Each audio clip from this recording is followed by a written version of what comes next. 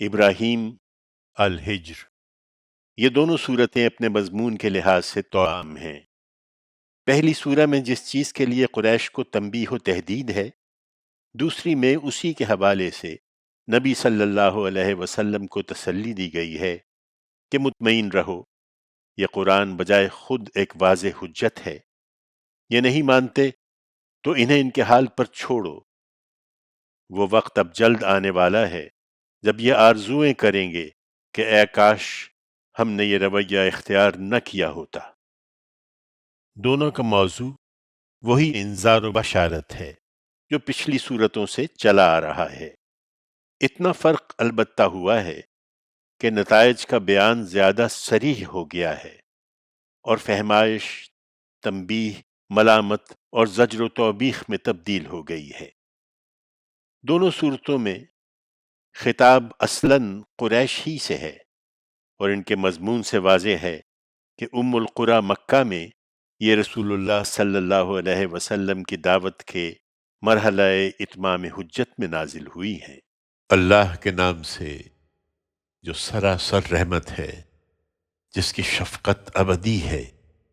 یہ سورہ الف لام را ہے، یہ کتاب الہی اور قرآن مبین کی آیتیں ہیں۔ وہ دن بھی آئیں گے جب یہ منکرین تمنا کریں گے کہ کاش ہم مسلمان ہوتے۔ انہیں چھوڑو، یہ کھائیں پیئیں مزے کریں اور ان کی آرزوئیں انہیں بھلاوے میں ڈالے رکھیں، پھر یہ عنقریب جان لیں گے۔ اس وقت ہم ان کو اس لیے نہیں پکڑ رہے کہ ہم نے جس بستی کے لوگوں کو بھی ہلاک کیا ہے اس کے لیے ایک مقرر نوشتہ رہا ہے۔ کوئی قوم نہ اپنے مقرر وقت سے آگے بڑھتی ہے نہ پیچھے ہٹتی ہے۔ انہیں بھی یہ مہلت اسی بنا پر دی گئی، تو اب یہ کہتے ہیں کہ اے وہ شخص جس کا خیال ہے کہ اس پر یہ ذکر اتارا گیا ہے، تم یقیناً دیوانے ہو۔ اگر تم سچے ہو تو ہمارے پاس فرشتے کیوں نہیں لے آتے؟ ہم فرشتوں کو صرف فیصلے کے ساتھ اتارتے ہیں، اور جب وہ اتارے جائیں گے تو اس وقت انہیں مہلت نہیں دی جائے گی۔ یہ قرآن کا مذاق اڑاتے ہیں۔ تم مطمئن رہو اے پیغمبر، اس میں شبہ نہیں کہ یہ ذکر خود ہم نے اتارا ہے اور ہم ہی اس کے نگہبان ہیں۔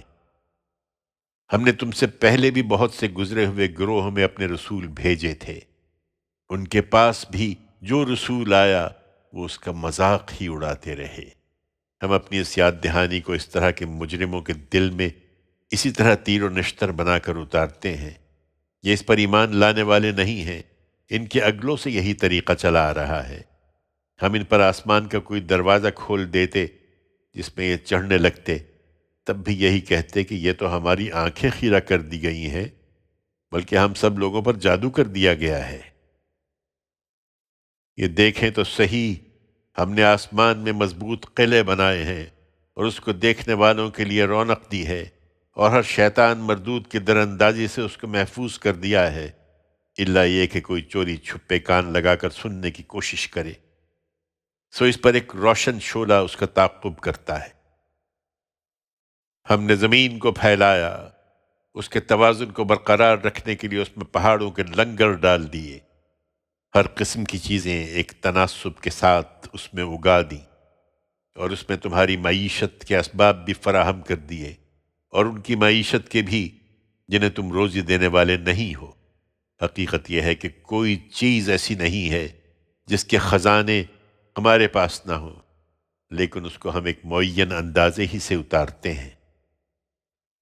ہم ہی ہواؤں کو بارآور بنا کر چلاتے ہیں، پھر آسمان سے پانی برساتے ہیں اور تمہیں اس سے سیراب کر دیتے ہیں۔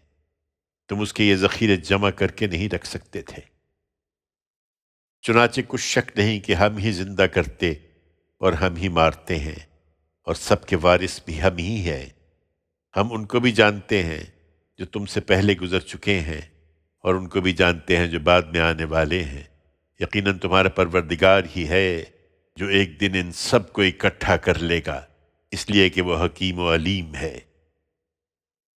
یہ ابلیس کے فریب میں آئے ہوئے لوگ ہیں، انہیں یاد دلاؤ، ہم نے انسان کو سڑے ہوئے گارے کی کھنکھناتی مٹی سے بنایا تھا، اور اس سے پہلے جنوں کو لو کی لپٹ سے پیدا کیا تھا۔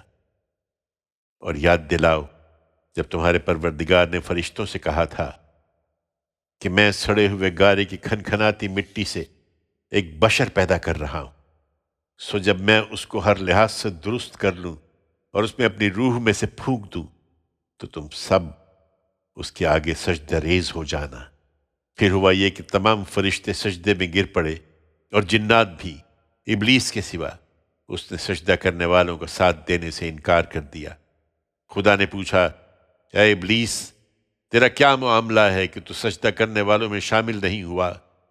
اس نے جواب دیا، میں وہ نہیں ہوں کہ ایک ایسے بشر کو سجدہ کروں جسے تو نے سڑے ہوئے گارے کی کھنکھناتی مٹی سے پیدا کیا ہے۔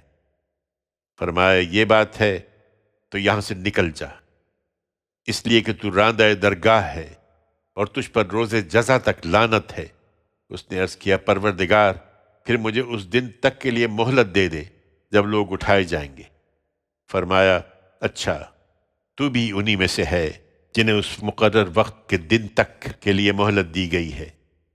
اس نے کہا، پروردگار، جیسا تو نے مجھے گمراہ کیا ہے اسی طرح اب میں بھی ان کے لیے زمین میں دل فریبیاں پیدا کروں گا اور ان میں سے تیرے منتخب بندوں کے سوا سب کو گمراہ کر کے چھوڑوں گا۔ فرمایا، یہ بندگی کا راستہ ایک سیدھا راستہ ہے جو مجھ تک پہنچانے والا ہے۔ میرے بندوں پر تیرا ہرگز کوئی زور نہیں چلے گا، تیرا زور صرف انہی پر چلے گا جو بہکے ہوئے لوگوں میں سے تیری پیروی کریں گے، اور ان سب کے لیے جہنم کا وعدہ ہے۔ اس کے 7 دروازے ہیں، ہر دروازے کے لیے ان میں سے ایک حصہ خاص کر دیا گیا ہے۔ اس کے برخلاف جو خدا سے ڈرنے والے ہیں وہ باغوں اور چشموں میں ہوں گے۔ ان سے کہا جائے گا، ان میں سلامتی کے ساتھ بے خوف ہو کر رہو۔ ان کے سینوں کی کدورتیں جو کچھ رہی ہوں گی ہم نکال دیں گے۔ وہ آمنے سامنے تختوں پر بھائی بھائی کی طرح بیٹھے ہوں گے۔ انہیں وہاں نہ کوئی تکان لاحق ہوگی اور نہ وہ وہاں سے نکالے جائیں گے۔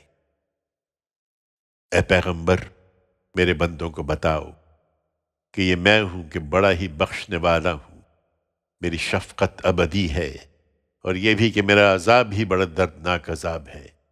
یہ فرشتوں کو دکھانے کا مطالبہ کرتے ہیں، انہیں یہ حقیقت سمجھانے کے لیے ابراہیم کے مہمانوں کا قصہ سناؤ۔ جب وہ اس کے پاس آئے تو انہوں نے کہا، تم پر سلام ہو۔ ابراہیم نے ان کے رویے میں کچھ اجنبیت دیکھی تو کہا، ہمیں تم لوگوں سے اندیشہ محسوس ہو رہا ہے۔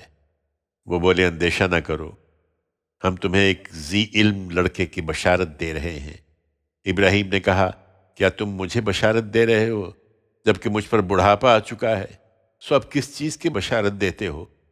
انہوں نے جواب دیا، ہم نے تمہیں برحق بشارت دی ہے، اس لیے مایوس نہ ہو۔ ابراہیم نے کہا، اپنے پروردگار کی رحمت سے گمراہوں کے سوا کون مایوس ہو سکتا ہے؟ ابراہیم نے پوچھا، اے فرشتادو، پھر اب تمہاری مہم کیا ہے؟ انہوں نے جواب دیا، ہم ایک مجرم قوم کی طرف بھیجے گئے ہیں، صرف لوط کے لوگ مستثنیٰ ہیں، ان سب کو ہم لازماً بچا لیں گے، اس کی بیوی کے سوا۔ ہم نے ٹھہرا لیا ہے کہ وہ انہی میں ہوگی جو پیچھے رہ جائیں گے۔ پھر جب یہ فرشتاد لوط کے لوگوں کے پاس پہنچے تو اس نے کہا، تم کچھ اجنبی سے لوگ معلوم ہوتے ہو؟ انہوں نے جواب دیا، نہیں، بلکہ ہم تمہارے پاس وہی چیز لے کر آ گئے ہیں جس میں یہ شک کر رہے تھے۔ ہم تمہارے پاس ایک قطعی حکم لے کر آئے ہیں اور ہم بالکل سچے ہیں، لہٰذا اب تم کچھ رات رہے اپنے گھر والوں کے ساتھ یہاں سے نکل جاؤ، اور تم ان کے پیچھے پیچھے چلنا، اور تم میں سے کوئی پلٹ کر نہ دیکھے، اور وہاں چلے جاؤ جہاں تم کو جانے کی ہدایت کی جا رہی ہے۔ اور ہم نے اس کو اپنا یہ فیصلہ پہنچا دیا کہ صبح ہوتے ہی ان لوگوں کی جڑ کاٹ دی جائے گی۔ اس سے پہلے یہ ہوا کہ لڑکوں کو لوط کے گھر آتے دیکھ کر شہر کے لوگ خوشیاں مناتے ہوئے آ پہنچے۔ لوط نے کہا، یہ میرے مہمان ہیں، اس لیے میری فضیحت نہ کرو، اللہ سے ڈرو اور مجھے رسوا نہ کرو۔ وہ بولے، کیا ہم نے تمہیں باہر کے سب لوگوں سے روک نہیں دیا تھا کہ ان کے اور ہمارے درمیان رکاوٹ نہ بنا کرو؟ لوط نے عاجز ہو کر کہا، اگر تمہیں کچھ کرنا ہی ہے تو یہ میری بیٹیاں موجود ہیں۔ تیری جان کی قسم، اے لوط، اس وقت یہ اپنی سرمستی میں اندھے ہو رہے ہیں۔ ہم نے لوط کو تسلی دی۔ پھر دن نکلتے ہی ان کو ہماری ڈانٹ نے آ پکڑا اور ہم نے وہ بستی اوپر تلے کر ڈالی اور ان پر پکی ہوئی مٹی کے پتھروں کی بارش برسا دی۔ بے شک اس سرگزشت میں ان لوگوں کے لیے بڑی نشانیاں ہیں جو بصیرت حاصل کرنے والے ہوں۔ یہ بستی ایک عام گزرگاہ پر واقع ہے، بے شک اس میں ایمان والوں کے لیے بھی بڑی نشانی ہے۔ اسی طرح بن والے بھی یقیناً ظالم تھے، سو ہم نے ان سے بھی انتقام لیا۔ یہ دونوں بستیاں کھلی شاہراہ پر واقع ہیں، اور ہجر والے بھی رسولوں کو جھٹلا چکے ہیں۔ ہم نے ان کو اپنی نشانیاں دیں مگر وہ ان سے روگردانی ہی کرتے رہے۔ وہ پہاڑوں کو تراش کر گھر بناتے تھے کہ ان میں چین سے رہیں، پھر ان کو صبح ہوتے ہماری ڈانٹ نے آ پکڑا تو ان کے کچھ کام نہ آیا جو کچھ وہ کماتے رہے تھے۔ ہم نے اے پیغمبر زمین اور آسمانوں کو اور ان کے درمیان سب چیزوں کو مقصد کے ساتھ ہی پیدا کیا ہے، اور اس میں کچھ شک نہیں کہ قیامت آنے والی ہے، اس لیے ان کے ساتھ خوبی سے درگزر کرو۔ یقیناً تمہارا پروردگار ہی بڑا خلاق اور بڑے علم والا ہے۔ ہم نے تم کو 7 مثانی یعنی قرآن عظیم عطا کر دیا ہے، تم ان چیزوں کی طرف آنکھ اٹھا کر بھی نہ دیکھو جو ہم نے ان کے مختلف گروہوں کو دے رکھی ہیں، اور نہ ان کی حالت پر غم کرو۔ اپنے شفقت کے بازو البتہ اہل ایمان پر جھکائے رکھو، اور نہ ماننے والوں سے کہہ دو کہ میں تو ایک کھلا ہوا خبردار کرنے والا ہوں۔ ہم نے اسی طرح ان بانٹ دینے والوں پر بھی اتارا تھا جنہوں نے اپنے قرآن کو بانٹ کر اس کے ٹکڑے ٹکڑے کر دیے۔ اس لیے تیرے پروردگار کی قسم، ہم ان سب سے ضرور پوچھیں گے جو وہ کرتے رہے ہیں۔ سو اے پیغمبر تمہیں جو حکم ملا ہے اس کو کھول کر سنا دو اور ان مشرکوں سے اعراض کرو۔ تمہاری طرف سے ہم ان مذاق اڑانے والوں سے نمٹنے کے لیے کافی ہیں جو اللہ کے ساتھ کسی دوسرے معبود کو بھی شریک قرار دیتے ہیں۔